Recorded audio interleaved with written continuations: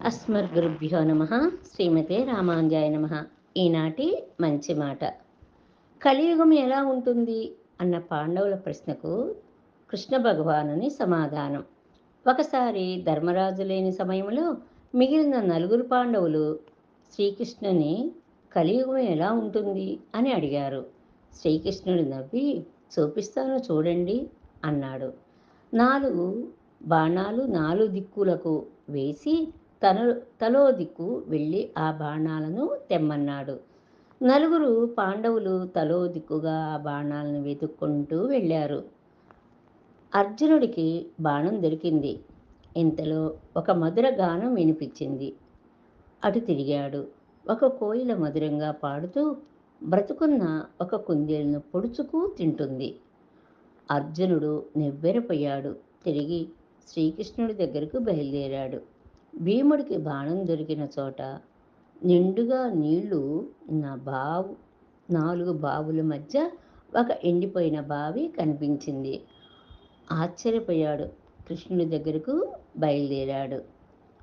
నకులుడికి బాణం దొరికిన చోట ఒక ఆవు అప్పుడే పుట్టిన తన లేగదూడను గాయాలయ్యేంత విపరీతంగా నాకుతుంది.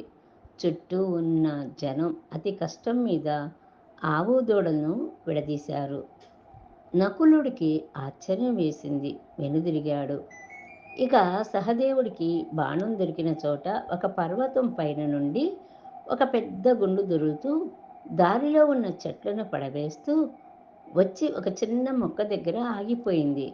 సహదేవుడికి అర్థం కాలేదు.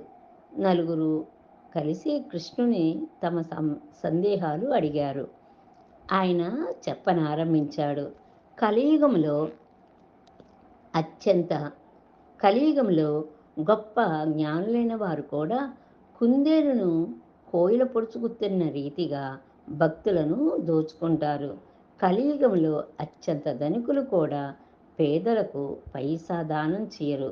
కలియుగంలో ఎలాగైతే ఆవు దూడకు గాయాలయ్యేంతగా నాకిందో, తల్లిదండ్రులు తమ పిల్లలను గారాం చేసి వాళ్ళ జీవితాన్ని నాశనం చేస్తారు. కలియుగంలో జనులు మంచి నడవడికి కోల్పోయి కొండ మీద నుండి గుండు దొర్లినట్లుగా పతనం అవుతారు. భగవన్నామం అనే చిన్న మొక్క తప్ప మరి ఎవ్వరూ కాపాడలేరు. జై గోవింద.